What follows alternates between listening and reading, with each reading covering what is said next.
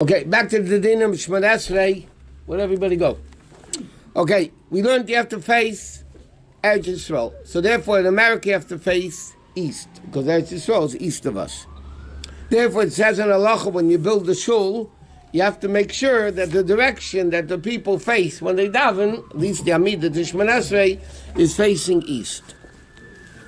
Okay, now it says like this. In Shmoneh Esrei, you have to bow 4 times. And when you watch people davening, they do it way off. Okay? The 4 times are the beginning and end of the first bracha, the beginning and end of Meidim, which means like this. When you say, at the beginning of Shmoneh Esrei, the first bracha, you say, Baruch Atah Hashem, and then you finish, Baruch Atah Hashem Mogen Avram. So when you say Baruch, the thing is, because Baruch means Birkayim, knees. So when you say Baruch, you bend down. Ata, in other words, you go down with your knees by Baruch. Ata, you face down. And before you say Hashem, you stand up. Okay? So when you start the Shmoneh Esrei, you say Baruch Ata Hashem. Okay? When you say Baruch Ata Hashem Mogen Avram, again, Baruch Ata Hashem. You don't bow by a machzor shchinos u'letzion. When you say Meidim, so over there Meidim is different because it doesn't say Baruch Atah.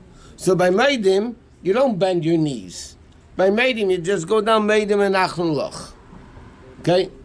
So that's and then at the end of the bracha, Baruch Atah Hashem Atayv Shimcha L'chol Noah L'Heides, again, Baruch Atah, and before you say Hashem's name, you stand up.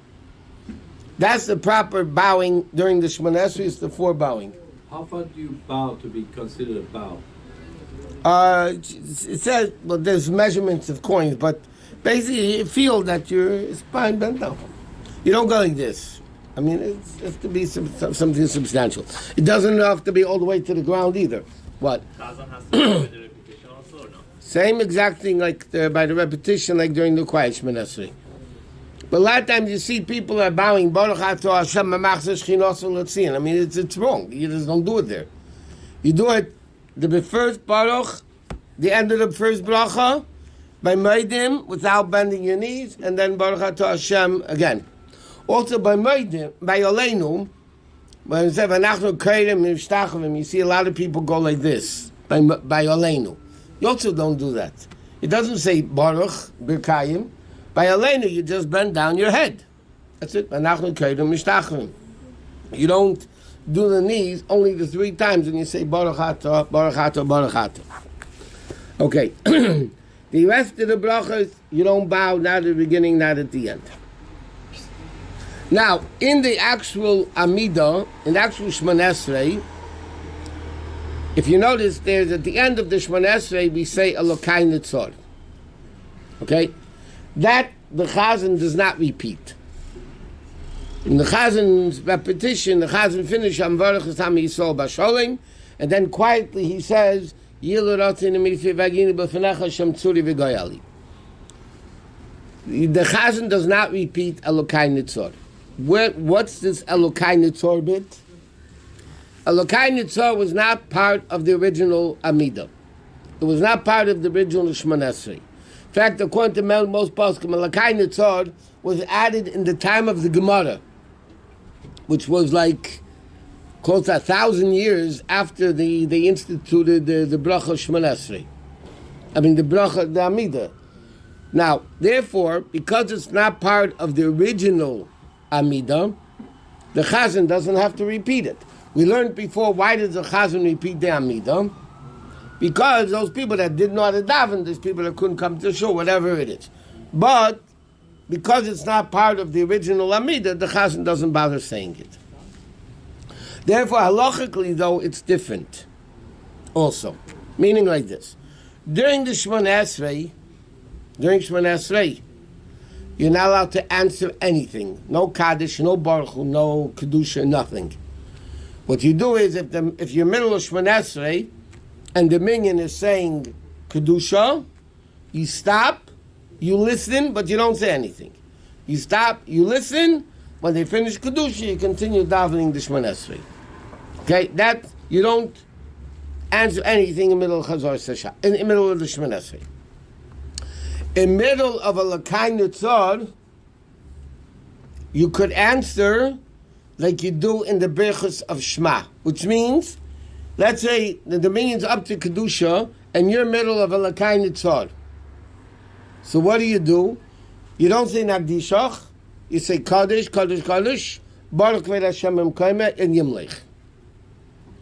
If they're saying Baruch Hu, you could say Baruch Hu. If they're saying Amen Yehesh Merabah, if they're saying Kaddish, Amen Yehesh Merabah, you can answer Amen Yehesh Merabah. That's in Olakai Nitzor.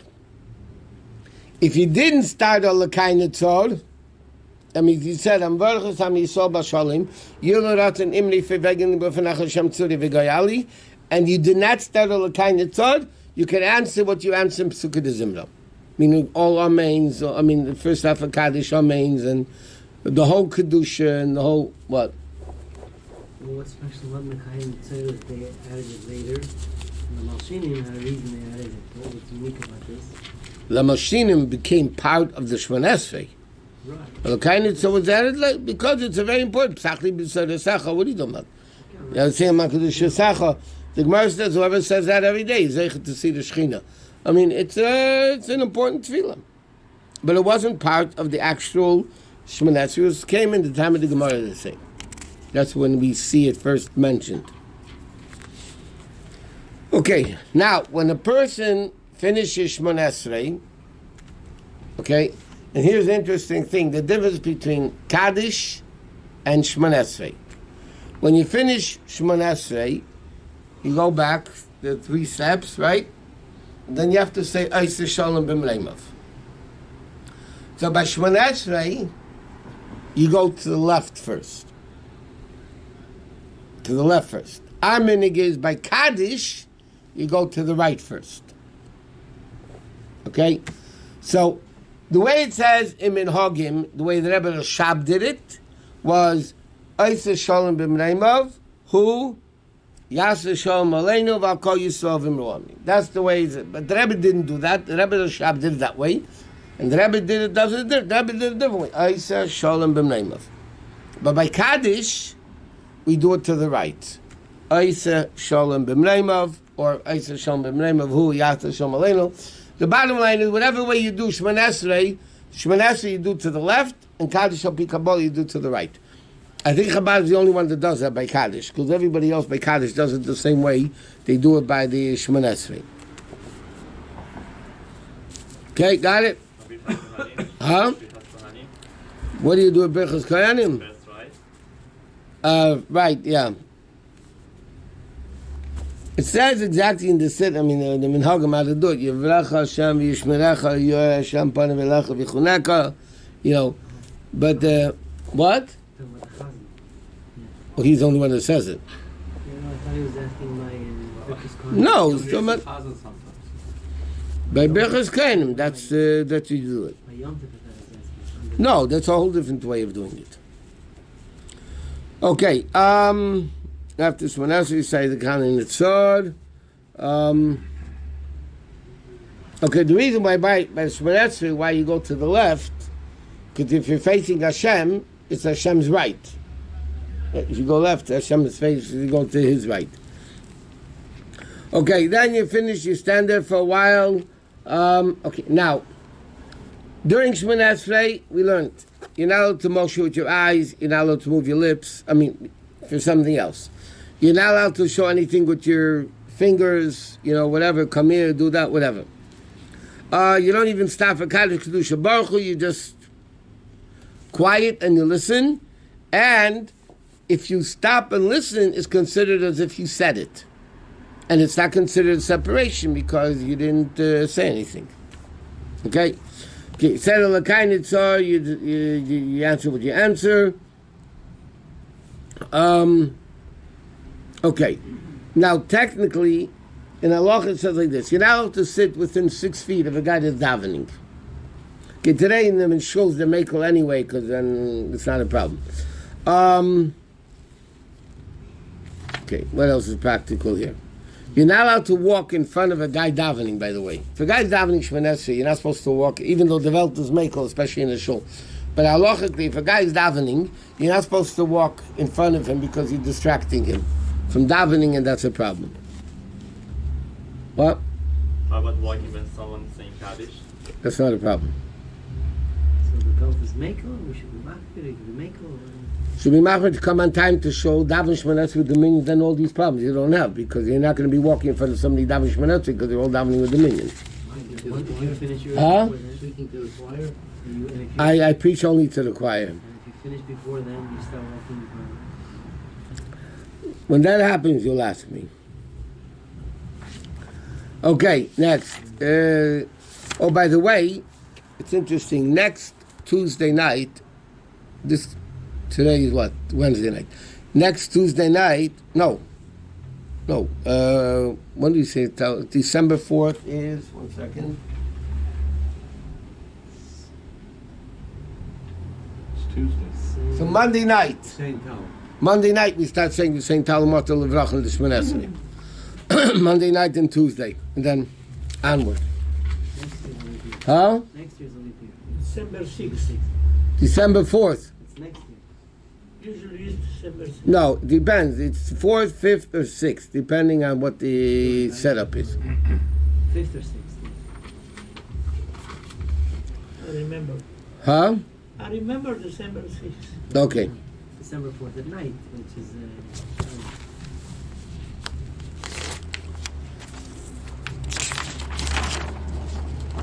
And Tuesday night, Tuesday night, December 4th, we start. Yeah, Tuesday night, December 4th. So it's the 4th, so you start, it's for the 5th, so you start Tuesday night at Ma'ariv already. Kinesh Yisrael, they began already a long time. Okay, now, when the people finish Shemona Esrei, and you make sure you have 9 people answering, because otherwise it's a bracha levatol, like we said.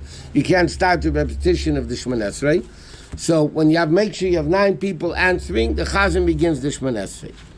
Now it's brought down that if you, let's say, you're the Chazan, yeah? You finish the Shemona Esrei, you go back, okay, you do Eis Shalom, you wait there, you go back, and then you don't walk anywhere, you stay in your place, and now you're going to start the Amidah, you don't need to take another 3 steps back. It's just if you left somewhere and you come back, then you have to do, for the repetition, you have to do the 3 steps again. But if you already did the 3 steps and you're not moving anywhere, so then you don't need to take another 3 steps.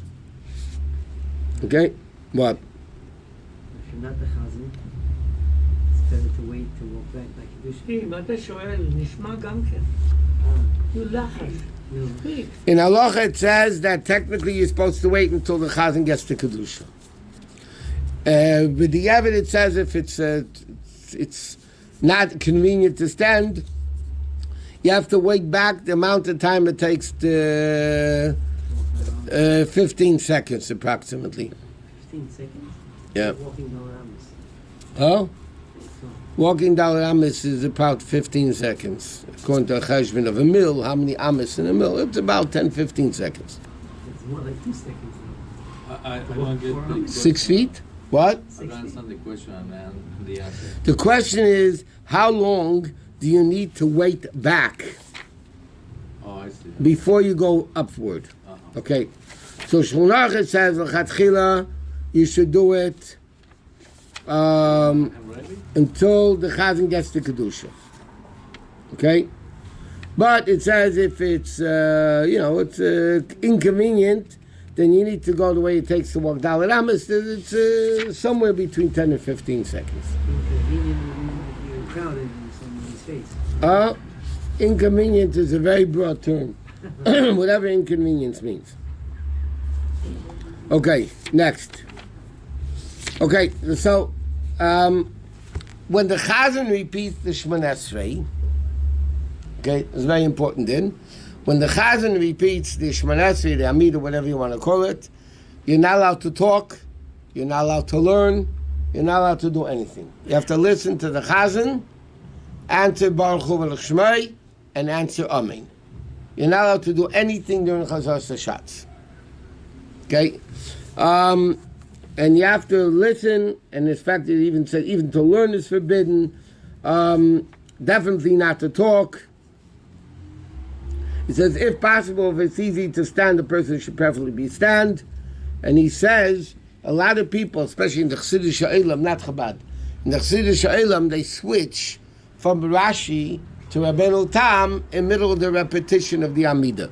So Shulchan Aruch says, they're doing Shalei Kedin, they're doing halachically incorrect, because they're not allowed to do it, because they have to say, Baruch Hu v'Shmei and Amen, and they can't put on tefillin and answer Amen at the same time. Are there exceptions? Huh? Are there exceptions?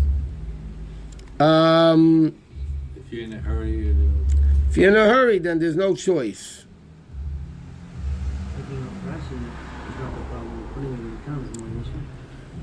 Yeah, but B'chal, the question is, how early can somebody take off tefillin? No, in certain places it says after Avolitzin, in certain places it says after Aleinu. In other places that brings down it should be 3 Kadeshim. 3 Kadeshim. And there writes the question about the first Kaddish Al Yisrael before Haidu, because it's Lav Dafka that Kaddish is always said. 3 Kadeshim, if that's the case, would be before if one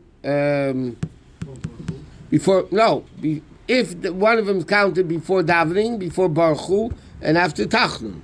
After Tachnun, yeah. But other places it says you should take it off after Kedushas of Volutzin, after you say Kaddish and Volutzin. Other places it says you should take it off after Aleinu. So, B'chal, the best thing is to keep it on until you finish the end of Davening.